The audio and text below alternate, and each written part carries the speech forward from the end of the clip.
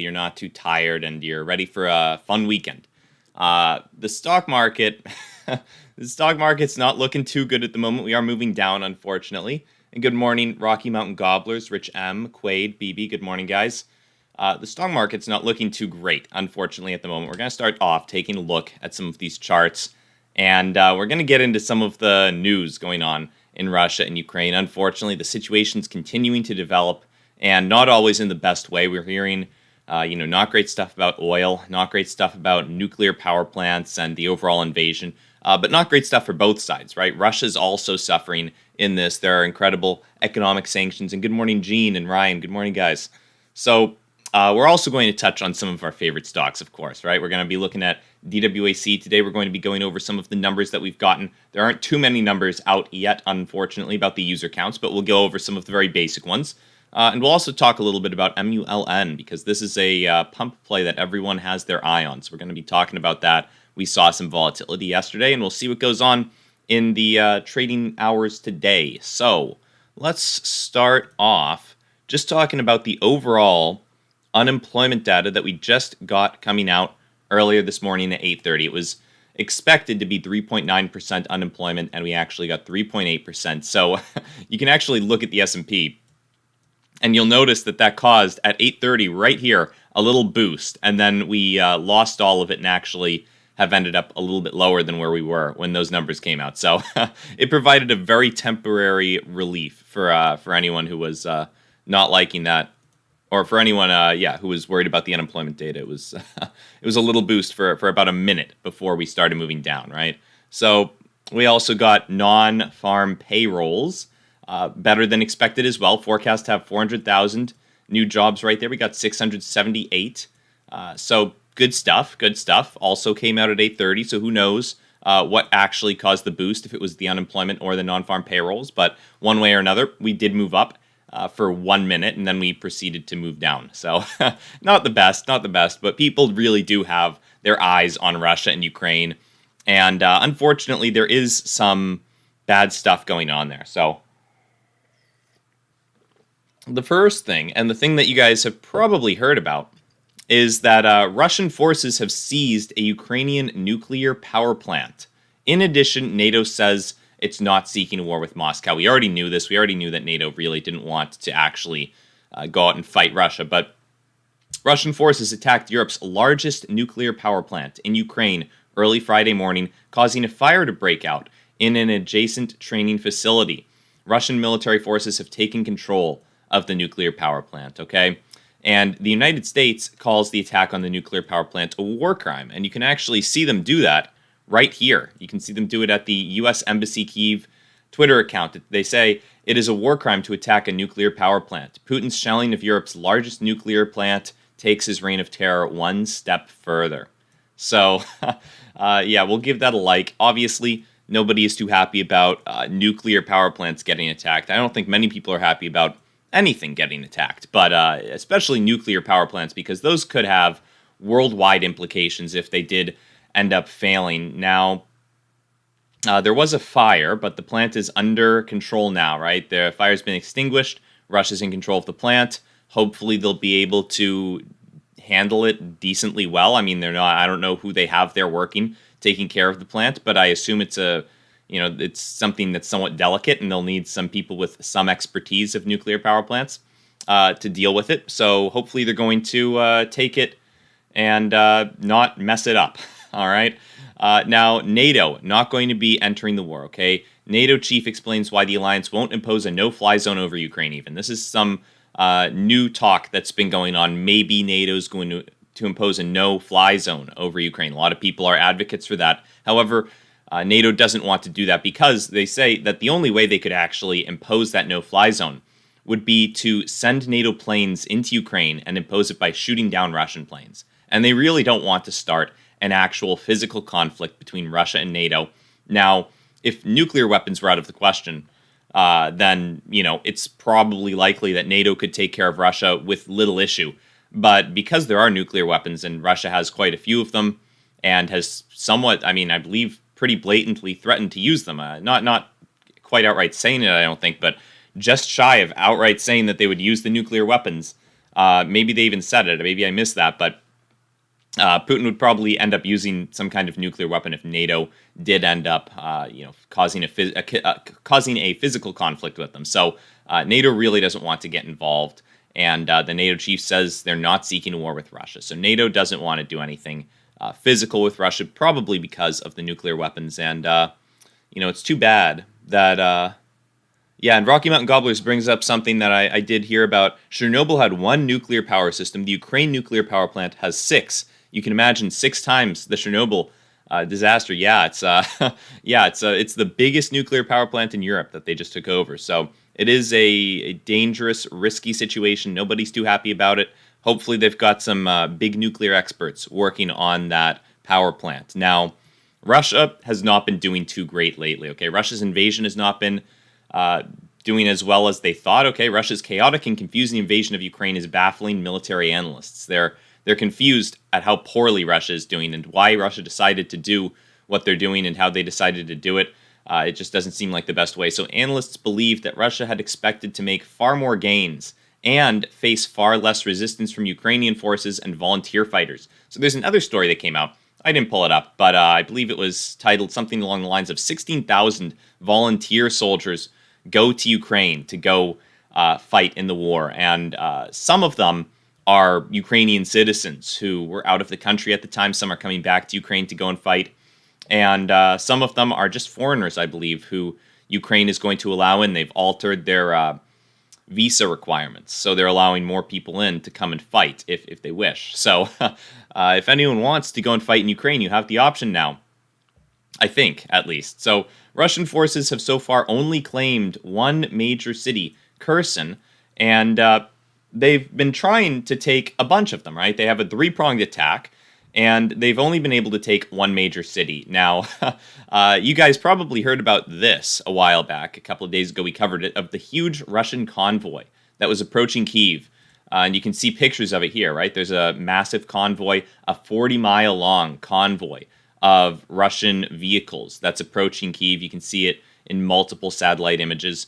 And it looks like news of that convoy, or at least images of that convoy, have showed that it has stalled in recent days amid unconfirmed reports of logistical problems and food and fuel shortages. So, it just seems like a very poorly planned situation. The last thing you want is at the very beginning of a big war, a big invasion, to start having all these logistical problems. I mean, that's the kind of thing that maybe you could expect a couple weeks or months into the war if there have been some attacks on your supply chains, or who knows. But during the very beginning is when you probably want to be doing your best and having all of your ducks in a row because you've had time to plan. There was no threat of immediate conflict other than what Russia was planning. So Russia certainly could have made some changes to whatever systems they had and redistributed supplies as necessary. But it looks like they really failed to do so, at least according to these unconfirmed reports. But I can't think of another reason why that huge convoy would be paused. I mean, Russia wants to take Ukraine, and they want to take it fast.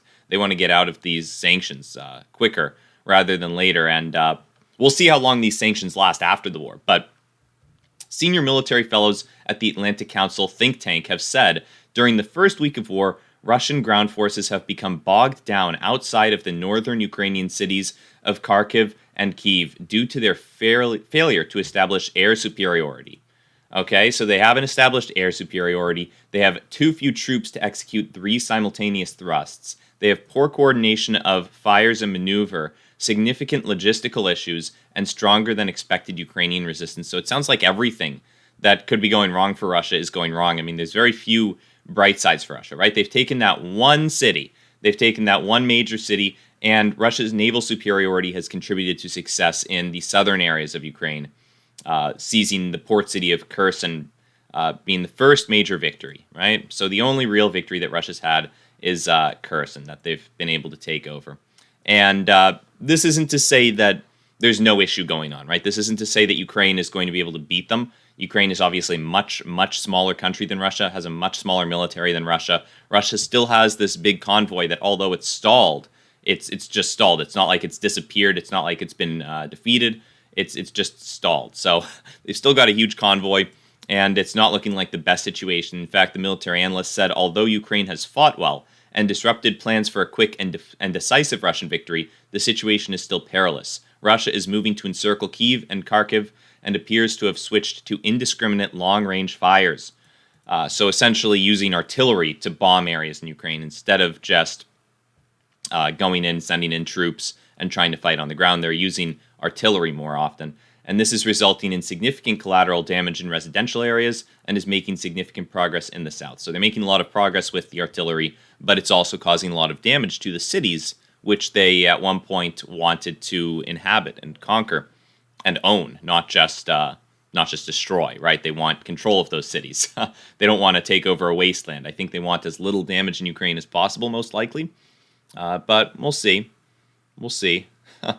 And Niner Zulu says the 40-mile convoy is just an anti-vax mandate convoy like the Canadian and American ones. Quite possible. It's quite possible. I know Russia did make their own vaccine, so we'll see. We'll see what that convoy ends up being. But at the moment, we don't have any confirmed reports of that. So we are seeing, unfortunately, a little bit of red in the stock market. You know, since close yesterday, the SPY is down about 1%, almost exactly 1%. And fortunately enough, though, we are actually hitting up a little zone of support that we've hit many times. And you can actually see around 426 to 430. We tend to find some support in that range. There is one key time that we ended up breaking down through it. And when we did, we moved down another $17 in the same day of SPY. So it's not the best when we do break through it, but you can see it's acted as a support for us even in the past, right? During the initial fall of the S&P, we ended up using this little range right here a couple of times. And one time we broke through a little bit, but quickly remounted into it. So hopefully we won't be breaking through that anytime soon. You know, whenever we get into this 427 to 426 to 430 range SPY-wise, it seems like we buy that up pretty quickly. A potential strategy, not necessarily one that I'm thinking of employing, but I don't know if there are any short-term option traders out there. If anyone does like buying those near-term expiration date calls on the S&P, maybe when you notice it getting into this range, it could be an opportunity. I mean, I don't really do that too often anymore, but if I did, then that would probably be something I'd be looking at. Not recommending anyone do it, but it's just something to think about. It's happened quite a few times that we've gotten into this range and then bounced out fairly quickly, within 24 hours typically every time. So depending on how far out the expiration dates are, it's the opportunity to make maybe a little profit. It seems like, I mean, depending on the strike dates and the premiums, I know premiums are probably pretty expensive at the moment. It could be fairly profitable because we do tend to go up to about oftentimes close to 440, at least 435, pretty much most of the time. So there could be an opportunity there. Just a little pattern that I've noticed, a little support zone in the S&P. Obviously, when we do break through, we break through in a big way. So pretty much all of the premium would be eliminated if we did end up doing that. But if it did end up breaking through, but you know, pretty much all the premium on options gets eliminated one way or another. So the next thing that we've got, it's an interesting little story. It's not actually about Russia or Ukraine. It's actually lightly about Apple and about technology. For anyone who's curious, we're gonna pull this up just for a second because I've had experiences with these before. Folding phones. And this article says folding phones could soon be mainstream. And I want your guys' opinions. Do you guys like the idea of these folding phones? Because I have seen them. I am not a huge fan of them. And I'll read the rest of this article, right? With Apple thought to have one in the works. I mean, who wants that? I've seen these. One of my Uber drivers had one of these, and he was showing it to us and let us use it. And it does not seem too useful. It doesn't seem too cool. It seems a little bulky and weird. And here's a little clip from a video that we're going to play. A Marquise Brownlee video, actually, where look at how this works. It has screens on both sides, so no matter where you drop it, it's probably getting damaged. I mean, there's only a quarter of this phone's surface area that doesn't have a screen on it. Look at this, though. Look at this. So this is the screen on the front. Okay, so you can then open it up, and there's screens on the inside as well. And it seems kind of cool. It seems kind of cool, and maybe I'd find a use for this, but I mean, what aspect ratio? What app are you going to use that's actually using this aspect ratio? It doesn't seem great for watching a YouTube video. It's not the right aspect ratio for it. What are you going to do with this? I mean, it's none of the games. Clash of Clans wouldn't work on this, at least with the aspect ratio that it currently has. Maybe you could change it, but I mean, it just doesn't seem too useful. Look at this once more. Just look at how it changes from the single screen, just for anyone who missed it the first time. And you just open it right up, and then there's screens on the inside. It doesn't seem too useful to me. It seems kind of like a novelty. It seems like the kind of thing that would make phones a whole lot more expensive. And I'm not the biggest fan of that. I do not really want a folding phone like that. I don't think I'd be willing to pay any more. In fact, I would be willing to pay probably less for a folding phone like that. I would much rather just have a normal one. But that's just my opinion. Not everyone's going to hate on folding phones. Maybe I'll learn to love them, but I don't think so.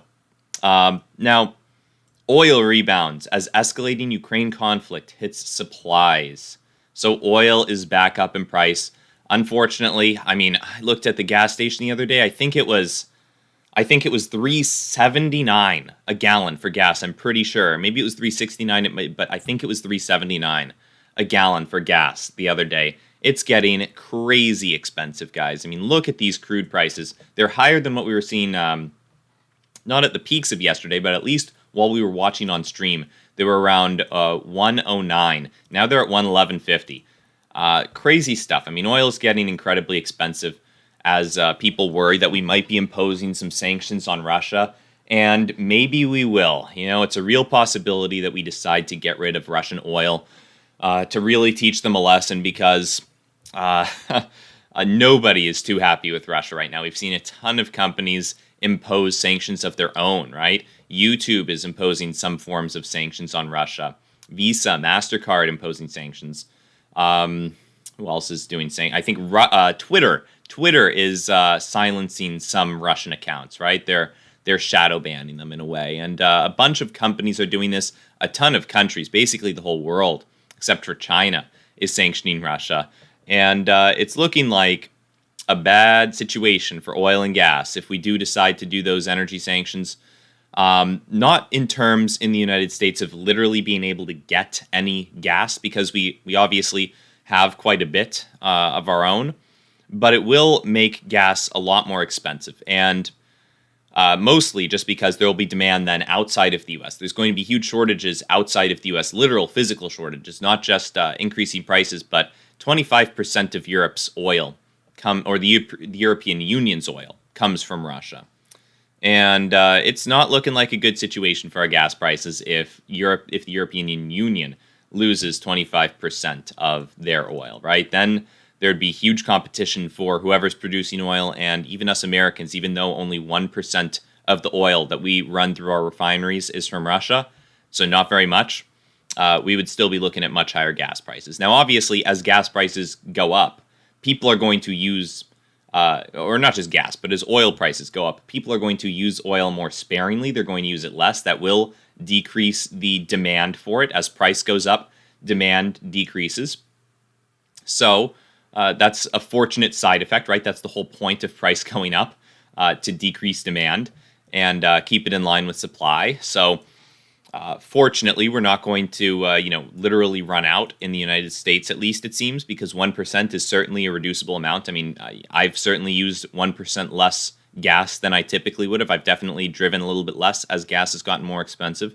And I'm sure that businesses and companies, whoever is involved in heavy use of gasoline or oil, have probably started to heavily adjust their activities, much more heavily than I have, because overall, as a percentage of my total spending, gas is not that big. It's not that big of a deal. But for some companies, it's probably a massive deal, depending on what they do. If they make plastic materials, or if they are dealing with transport, if they're a trucking company, then there's a ton of gas being used, and they're probably figuring out ways to cut costs on gas a little bit to reduce usage, and to just eliminate some activities that might no longer be economically viable. I mean, if you look at this, think about activities that might no longer be viable, since gas, or at least oil, has doubled in price since the beginning of the year. Just about. It was at $63 a year ago, and now it's at $111. If we gained another $10, that would be just about double. So we're not that far off. And considering that we're up $3, almost $4 today, We could get there in a couple of days, especially if there are actual sanctions imposed on Russia, right? This is on fears that there might be disruptions to Russian oil. So we're not looking at the best situation oil price-wise, and a bunch of companies are probably suffering in the profit margins, right? They're not getting nearly the profits that they used to if they're heavily involved in the use of oil and gas. So it's a tough situation. Now, DWAC, I did want to mention, because we did not get to talk about it yesterday. There was something that I wanted to say about DWAC and the launch of True Social. It looks like it's been incredibly successful. In fact, the only numbers that we have coming out are old numbers or they're just speculations. But True Social was downloaded 170,000 times since launch, and this report came out February 22. So that was a day after launch, and they've probably gotten a whole bunch more than this since then. I'm not sure what time this was written, but at the time of writing, 170,000 downloads, probably a whole bunch more, and a whole bunch of people are on the wait list. So about 500,000 people, and this is according to Wikipedia, so take it with a grain of salt, but this is one of the only places that's actually reporting any numbers that I could find, at least. About 500,000 people who initially attempted to register as users were automatically waitlisted. So it's in such high demand that the waitlist is 500,000 people long. We're probably going to see quite a few downloads, and hopefully we'll see some real numbers from DWAC, from Trump coming out sometime soon, revealing the actual download counts. I think that would be rather impressive, and could be a big rallying call for DWAC stock. That could be really good to hear that, maybe 10 million people downloaded. Who knows? So we'll see. We'll see what happens. DWAC has certainly been trending upwards lately. In fact, lately, we've been hitting up the $100 resistance level, and hopefully we'll break through it sometime. I mean, we hit it up yesterday. We're not that far off today. We're around $97 at the moment. I think we can make our way there, right? It would be more ideal if the markets were green. It's always better for stocks when the markets are green, when money is flowing into the markets, when people aren't worried about all the risks going on. I mean, talk about real risks. What's going on in Russia and Ukraine, unfortunately, that's a real risk. I mean, there are real risks to the world and whatnot. The nuclear plant that was taken over is a big risk. Who knows how Russia's going to handle that? And Teflon Don, thank you very much for the super chat, man. And he says in all caps, hit the like button. That would be very much appreciated, guys. If you do want to hit the like button, feel free. We've got about 100 viewers on the stream and 26 likes. So 1/4 of you are liking the stream. It always helps out with the algorithm, guys, if you do hit that like button. That is very useful for the algorithm. It lets people know, or it lets the algorithm know that the video is liked and appreciated and whatnot, and is more likely to recommend it. So if you guys feel kind enough to hit that like button, it'd be very much appreciated. Thank you, Teflon Don, for pointing that out and for the super chat. So DWAC, hopefully we're going to see a move to the upside, but like I was saying, it's a red day for the markets. It's looking a little risky.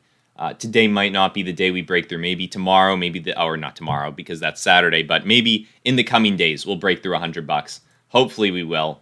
We'll see. It's up in the air at the moment, right? The markets are kind of taking a more risk-off approach today. At least that's what they're doing in the after hours and pre-market. But once again, we are hitting up this support level around 426 to 430. So we could be bouncing off of that over the course of the day. The markets, they like to fool around. Oftentimes you'll see some red in the pre-market or the after hours, and you'll have a little bit of a rebound. So we'll see what goes on with DWAC in the current economic environment, right? In the current stock environment as well.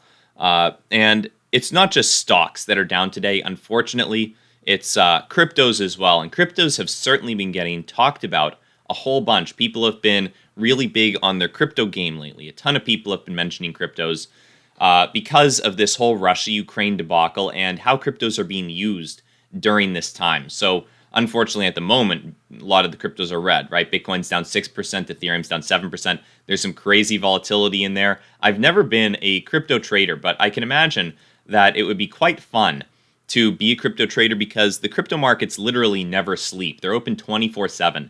And I've never been the biggest fan of them. If they had options for crypto, then boy, oh boy, I might have to actually start trading crypto at 1 o'clock in the morning. But they do have options for crypto. Let me show you. Let me show you this. This is really cool, guys. If anyone's ever wished that they had options for crypto, look at this. There are. They're not super official, but it looks like I've seen this before. CME Group, I suppose, has created these options for Bitcoin, and I think there are other coins and other sites that do this, but there are options technically for Bitcoin now. Incredibly low volume, it looks like.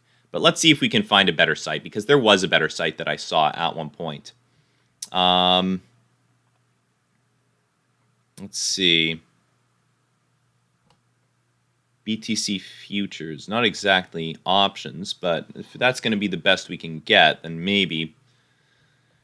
Regardless, there are options that trade on Bitcoin, and it is an interesting area to look at. I never have engaged in it because it seems a little risky, to be honest.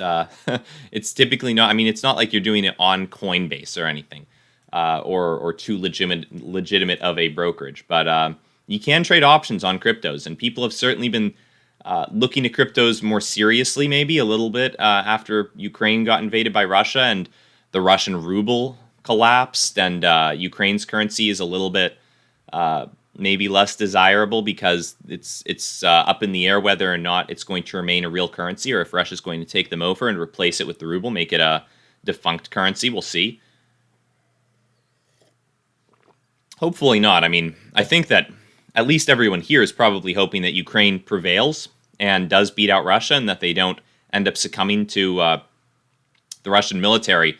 It seems, unfortunately, at least at the very beginning of this, like a little bit of a lost cause. I mean, when Russia invaded Ukraine, it seemed like, all right, Russia would steamroll them. Things have certainly been going a whole lot better than what I was expecting, at least. I would have thought that that Russia would have done a lot better than this, but they haven't done too good so far. And I really was not expecting the economic sanctions to have as big of an impact as they did on Russia. I wasn't expecting us to do them as heavily as we did, and for them to really collapse Russia's economy and create real issues in Russia as they have. And the Russian stock market has been closed all week. It's still closed today.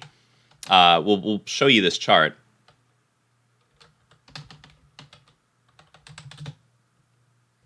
Look at the Russian stock market. It's not looking good. Here we go. So, oh wow, did it open up again? No, I don't think it did. Yeah, okay. So it's been closed since February 25th was the last day it was open. And boy, oh boy, did it move down in a big way due to this whole Russia-Ukraine situation. This is a chart of the past 7 years, just about. And it dipped from 4,200 all the way down to 2,400. So it dipped lower than that, actually. At its lows, it was around 2K. So about a 50% decline in the Russian stock market. A bunch of Russian oligarchs have lost their yachts, their properties. They've been seized. The ruble has fallen to desperately low levels. Here, we'll pull up the ruble's value as well. Here we go. So, the ruble has fallen quite a bit. And here we go. The Russian ruble to the US dollar. $1 equals 112 rubles. And interesting comparison I'm going to draw here. It's something that even a Ukrainian foreign minister said. I believe it was the Ukrainian foreign minister who said this. $1 doesn't even buy 10 Dogecoin, but it buys 112 rubles. In fact, the ruble is worth about a tenth of a Dogecoin. So, I mean, it's fallen quite dramatically in value. The dollar has gained quite a bit of value. The dollar has only been strengthening through this whole situation. Russia invading Ukraine was probably the best thing that's ever happened for the dollar. I mean, the dollar's just been skyrocketing during this whole thing. Against the ruble, even against the euro, it's been strengthening. A lot of people are worried that the euro isn't going to be doing as well if all of those energy sanctions come in and Russia is no longer exporting oil to Europe. People are worried that Europe isn't going to be doing too great. 25% of their oil is Russian. So if they lose that, they're just worried about Europe, and the euro is faltering a little bit. They're worried that Europe will have to desperately use euros, I suppose, to buy up oil at no matter the cost. And the United States is in a bit of a stronger position oil-wise. Only 1% of our oil that we refine is Russian. So all in all, not the most worrying thing to see for the United States. But the dollar is certainly benefiting, right? The dollar just keeps on going up and up and up and up in value. And interestingly enough, gold is actually doing well today.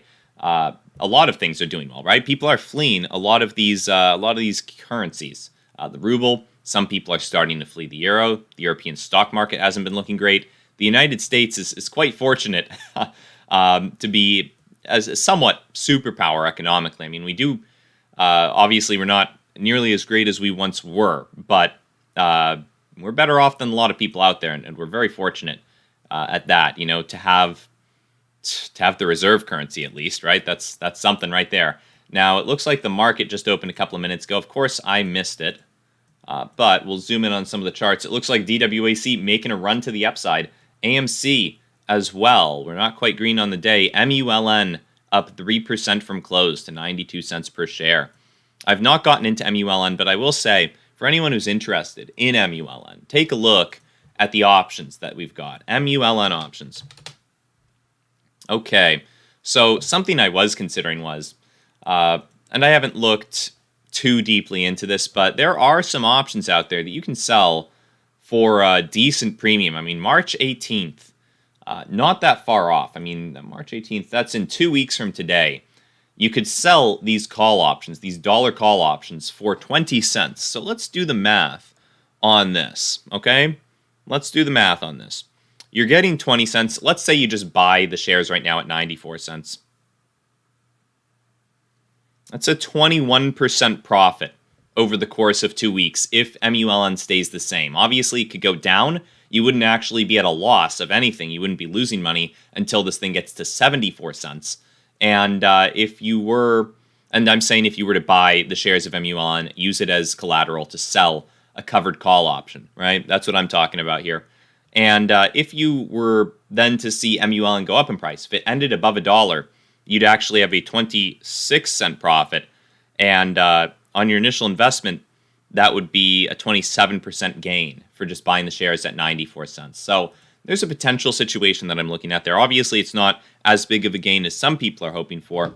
And you do kind of lock yourself in for those 2 weeks, right? Because you'd be missing out on the situation where MULN, maybe it ends up skyrocketing, right? Maybe it goes up again. Maybe it goes up to $2 again, and you can't really sell if you have those call options that you've sold, because then your shares are being used as collateral. So you'd have to take a loss on the call options, and you might not end up making that much money from the sale of the stock.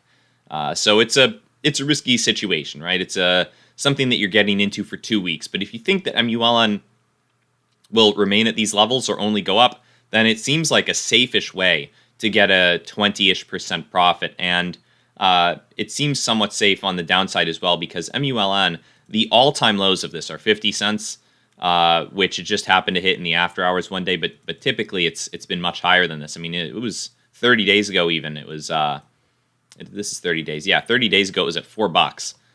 So, you know, if you think that 70 cents seems like a legitimate level, then 70 cents would be your break-even price, right, if it moved down to 70 cents.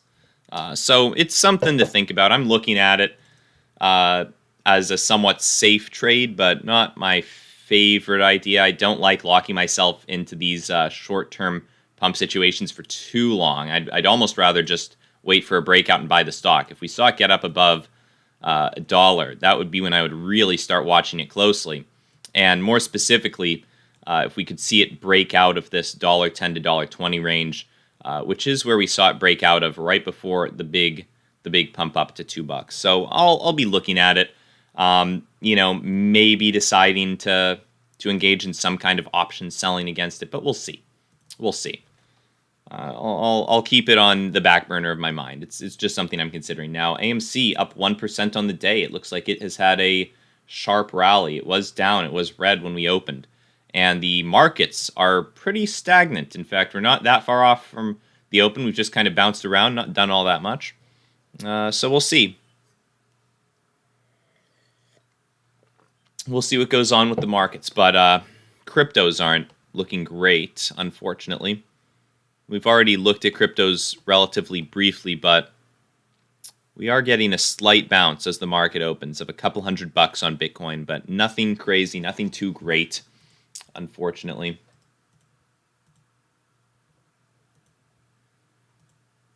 That's too bad. And I did want to point out to anyone who is curious, a trade that I did end up taking yesterday. I did take a little trade yesterday. So I've been buying up some more Sen, Cenn, and I've done this over the past couple of days. Yesterday, I decided to sell against some of my Sen, some covered calls. Now, this is on the locals page. If you guys wanted to view the locals channel, it's first link in the description on Rumble. You can just hit that red join button. It's a free thing. I post all this stuff for free, and anyone who wants to support it has the option to, if they wish.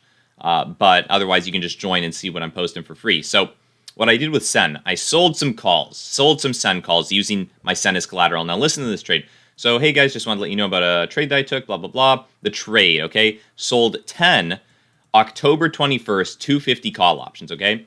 I collected $440 of premium and used about $1,250 worth of Sen as collateral. So that means that if Sen just stays flat, Sen stays at the same price, and you can see Sen, it's been incredibly devalued over the past couple of months. If it just stays at the same price, then that actually equates to a 35.5% profit. Now, if it goes up to 250, I didn't do the math on this in the post, but if it does go up to 250, which is the max gain that I get, right? It goes up to 250, let's say, over the next couple of months, because this goes until October, right around here. If it goes up to 250, then that would be 135% profit, I'm pretty sure. That would be 135% profit. And obviously, it could go down a bit. It could go down to about 80-something cents, I think. And that would be my break even. I wouldn't actually be losing any money on these Sen shares if it went down to 80-something cents. So it's a pretty safe trade, right? It definitely protects me to the downside a bit. It also allows me some pretty significant upside. I mean, over the course of just 8 months, just about, 135% profit at the most, which I'd be happy with. Now, it's worth noting I didn't do this with all my Sen. I still have a decent amount of Sen that I haven't sold these covered call options on. So just in case, I mean, it seems like it really could go up above 250. And so I didn't want to sell all of the covered calls that I could, because I do want to hold some for the long term.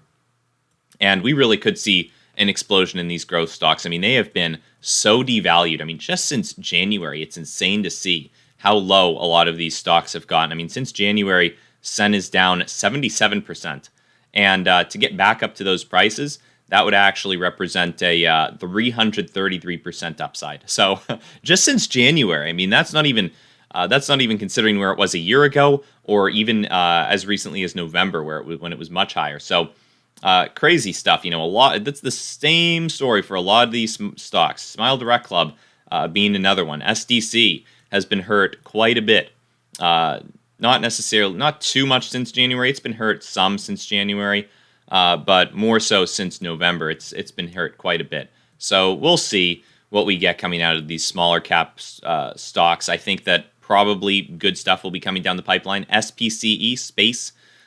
This one is a bit of a longer term play, probably. I don't think that we'll be seeing huge profits in the near term, but it's something that I wanted to start nibbling at. And in the meantime, I'm also selling covered call options on this with a 1050 strike price, but much nearer term. I think March 18th. So in less than a month, I'm collecting. I forget exactly what it was, but it was maybe a 5 to 10% profit, somewhere in the range of 5 to 10% a month that I'm collecting in just covered calls premium on this one. So, there are opportunities out there, and I really do like the covered call route that I tend to take, because it does provide almost just passive income. I mean, you look at the stocks every now and then. You buy the stocks when you think they're cheap, when you think they're a good deal anyways, when you think they're likely to go up, And you only do it with stocks that you like, with stocks that you would want to buy anyways, right? And then you just sell the covered calls on them. They either protect you to the downside, right? Either the stocks move down and you've collected some passive income that kind of protects you to the downside, or they stay where they are, they stay kind of flat, they move up or down a little bit, and you just collect that passive income once again, or they move up and they go above the strike price that you sold the calls at, and then fine, you sell it, but still you sell it for a profit based off where you bought it, and you've still collected the premium. So, it's no, obviously it could be looked at as a lose situation if the stock skyrockets and it 10x's and you missed out on all those gains and you only got like a 35, 40, 50% gain. Yeah, you could look at that as a loss, but overall, it's not really a loss. It's still a 40% gain or whatever you're getting. So I'm a big fan of selling the covered call options. I think that it does provide an opportunity for a lot of people that isn't well known about. I think that a lot of people don't necessarily think about that kind of thing. And, we'll definitely talk about it a bit on the locals. So anyone who wants to join that, feel free. I talk about the ones that I'm doing. I'm not recommending that anyone follow these trades. These are just what I'm engaging in at the moment. And I enjoy doing it. I find it fun because I watch those options pretty much day after day get less and less valuable. And I'm making money as they get less and less valuable because I'm essentially short the options, right? I've sold the options and I'm using the stock as collateral. So every day it's like they become less and less valuable. And that means my account goes up in value, at least according to those options, right? Obviously, I have a bunch of stocks that might be going either up or down in value any given day. But if you were to just isolate the options, typically it would just be like a small movement up day after day. So I'm a big fan of it, but that's just my opinion. So if anyone wants to follow the locals channel, feel free. Link in the description. It's also, if you're watching on Rumble, the top, the little red join button next to the subscribe button, and feel free to subscribe on locals or on Rumble. On Rumble, that's what we're trying to do. We're trying to grow out that Rumble account, get some free speech going. If anyone is interested in free speech, we're trying to grow on Rumble and get that really ramping up. So, eventually, I don't know if eventually we'll leave YouTube behind, but I would expect that over the next couple of years, Rumble, I would expect that Rumble will be a pretty quickly growing platform and could eclipse YouTube. Obviously, we'll still post to YouTube, and whatever they decide to censor, they'll censor. And lately I have been meaning to add Twitch to the streams because I already have the streaming software. I may as well just toss this up on Twitch and see what happens with it. So if anyone is interested in Twitch, we might be streaming there soon.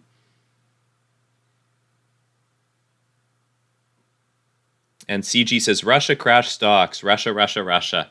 I know, Russia, it's on the forefront of everyone's mind. And my hope is that soon we can leave this situation behind. But, man, it's scary stuff. I mean, it's stuff that we haven't seen in a long time, at least maybe ever. I mean, this is the first time that military occupation has gone on over nuclear power plants, I believe. That's never happened before. It is a first for that. People are very worried about it. Also, Russia, very serious power, nuclear-wise at least, right? They have a lot of nuclear weapons, and apparently they're not afraid to use them, says Putin at least. So people are quite worried about that as well. And, it's a fearful time for a lot of people. We're living through times that we've not lived through before, where troops are on the ground, and it's looking like a scary situation. So, unfortunately, it is having a relatively long and detrimental effect on the stock market. I mean, we're down about 1% on the SPY today. Hopefully, this situation will resolve itself, but all things considered, this might just be the month or two of Russia, right? It started about a month ago. Maybe it'll last for another month. Maybe it'll last for another 2 months. Maybe it'll be done next week, right? Maybe it'll be done tomorrow. We could see that happen. We could see Russia decide to step back. Stocks could skyrocket. My guess is once this whole thing ends, we're going to see stock prices very green, but we'll see. So, Rocky Mountain Gobbler subscribed on Rumble but doesn't use it too much yet. I agree. I don't use it too often. And other than, streaming to it, I have to say I do not use it too often for actually viewing videos. I do every now and then. And I do want to point out that the quality of the videos, if you actually look and you click on the videos on Rumble, they are actually a little bit more HD than what you're getting on YouTube, and that is strange. At least the live streams are. They're more HD. It must be how Rumble processes it.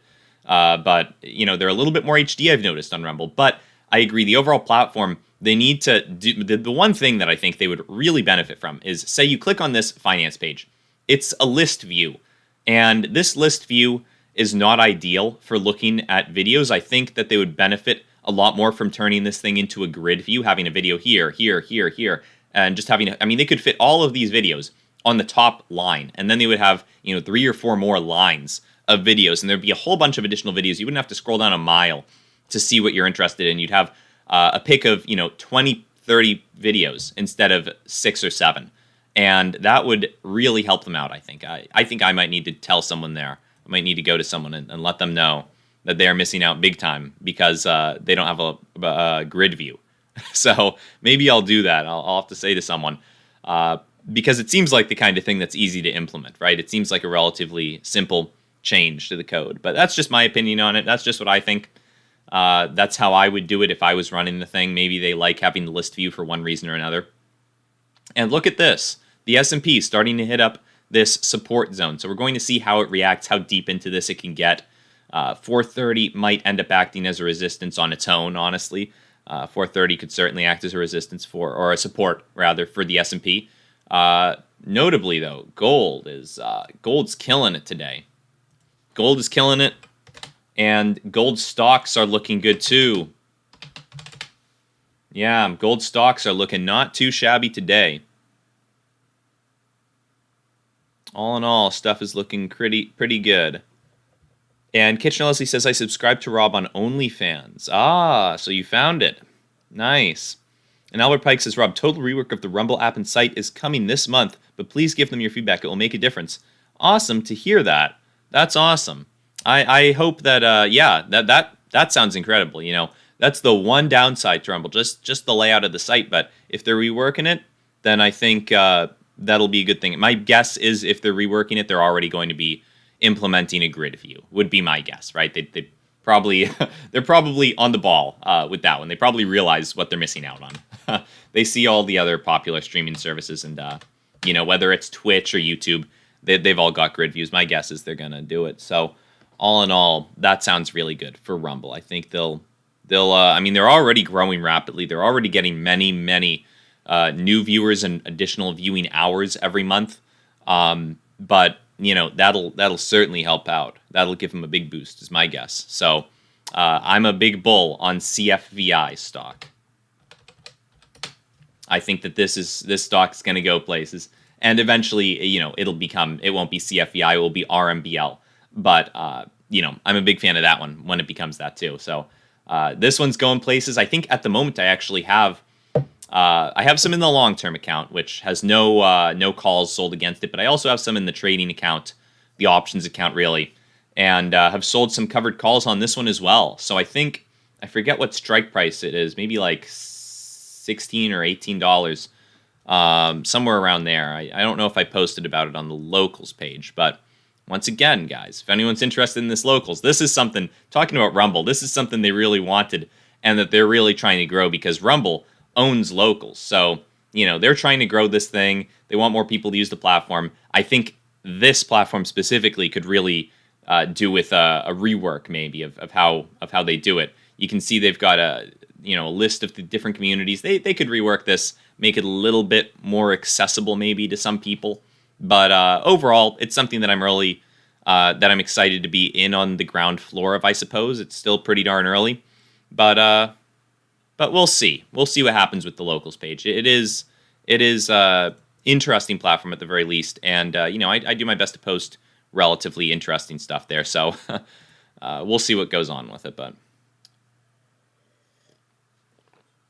regardless, all of these stocks that we're talking about are doing a lot better than the ruble. Okay, the ruble's looking like trash at the moment. I'm certainly glad that I'm not in. I wouldn't call Russia a third world country, but it's looking less and less first world every day. So, we are very lucky actually to live in the U.S. where I mean, these 50% stock crashes, they can happen, but they can happen. They can happen, but where I don't know if the U.S. would pause trading for a week. Russia just paused it for a week, and this was really by Russia's doing, right?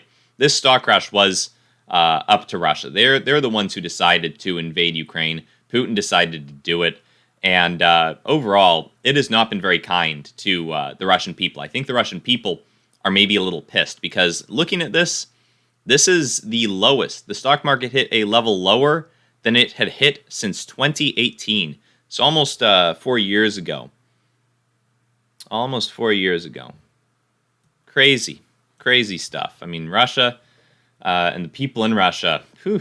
I mean, imagine if you had an investment account in Russia and you were just a normal everyday citizen, and then poof, all that basically gone and halted. I mean, you can't even access it. You can't even access the stocks that you had in your account. For the past week, they've been inaccessible. You just watched them fall 50%, and now they're inaccessible. So who knows where they're going to open them back up. They could open back up much, much lower than where they currently are. It would be not a good situation for anyone in Russia. And my thoughts are that people are getting pretty pissed at Putin. Nobody's too happy with Putin right now. I mean, not the Russian oligarchs whose yachts are being seized, not the Russian generals whose troops are halted because of supposed logistical issues, not the Russian people who are waiting in long lines at the ATM to try and get cash so that maybe they can buy food at the grocery store if there's any left. And, they'll be getting price gouged all the while they do it. Not the Russian oil companies that Russia just implemented new regulations saying that they have to sell 80% of their foreign cash in exchange for rubles. Any money that they get from foreign transactions, they have to sell for rubles, 80% of it, which they're not too happy about. I mean, nobody wants the ruble right now, but Russia's doing it to support their own currency, so they've got a tough decision to make. And nobody's happy with Putin. It seems like a nonsense move that he made, deciding to burst into Ukraine. It seems like the kind of thing that, big mistake on his part. I don't think he was anticipating all of these events unfolding. I think that if he did have a crystal ball and he could have seen what was going to happen if he did end up moving into Ukraine and seen all of the enemies that he would make, he wouldn't have done it. So we should all, people are saying Rocky Mountain Gobblers is sad for Putin, and Patrick says it's tragic, and CG is happy for Putin. Well, I think a lot of people are happy to see that happen to Putin. Now, it's a scary thought that he really is the one with control over the button that launches all those nukes, and if it's almost like the kind of situation where you kind of have to keep him happy to a certain extent, because if he thinks that his life is over, then maybe he'll launch the things. Who knows? And Albert Pike says, Rob, I think you are assuming too much. All we can do is speculate what's really going on. Oh yeah, I mean, don't take anything that I'm saying as too factual. I'm just assuming. I'm just assuming that people are upset with him. I'm not actually in Russia. I'm not an oil baron from Russia. I'm not an oligarch. But if I were, I'd be pretty pissed with Putin. If it were my president doing this to my company or my property, I would be upset, right? If I was a Russian stock investor and Putin did this and crashed the freaking thing and then halted trading, I wouldn't be happy. That's just my assumption, though. I wouldn't be happy about it if I went to the store or if I went to exchange my ruble for another currency and found out not only is it worth significantly less, but it's nearly impossible to do. I'd have been pissed, but and Albert Pike says, one thing for sure, we can't trust Western media. Yeah, I don't know if there's any media we can trust. You can't even trust me. Don't trust anyone, all right? Don't even trust me. But Kitchener says, Rob, we depend on your non-financial advice. That is correct, my non-financial advice. I do not give financial advice, and Kitchener's right in saying that that you all depend on my non-financial advice. So, but talking about non-financial advice, this is something that we did talk about a minute ago. It's the last thing that I really want to see happening, because I have a phone and I really appreciate this phone, and I don't want this phone to change all that much. But these folding phones, I know we mentioned them at the beginning of the streams, this seems like a worst case scenario right here. If we really do get a ton of folding phones, I don't want a folding phone. I mean, this looks ridiculous. Let me try and find that video again that I had pulled up. And maybe I'm just hating on these folding phones too much, but I really am not the biggest fan of this idea. It seems like just a not good design for phones. I'm happy with the simplicity. If you just take the thing out, it's a flat screen. I don't want them to waste a bunch of time making this the next big innovation of phones. Because look at this. It's like you have a screen on this side, and you can do everything you need there. And then you open it up, and you have a weird aspect ratio screen. And you can do weird stuff on it, and it's, what's the point? It seems really pointless. It seems like the kind of thing that will eventually wear down and break. Obviously, if they're making them, then supposedly they'll make them in a way where it won't break. But boy, it just doesn't seem like a good idea. I don't want this to be the mainstream phone that you have to buy, and for people to waste their time developing this kind of a thing. I'd much rather they develop a hologram phone or something better than that. I think we can do a little bit better than that. Just my personal opinion, but that's just what I think about it. I don't want to see folding phones be the next huge innovation. I think we've gotten to the point where we can do a little bit better. We had folding phones, now we're ready to move on. So that's just my thought. Susan L said, I did like my flip phone only because I spent much less time on it. Yeah, the flip phones, those, I will admit, those were a little cool, right? They were kind of cool. You could feel really epic when you flipped it closed and you're hanging up a phone call. But, the folding phones seem ridiculous.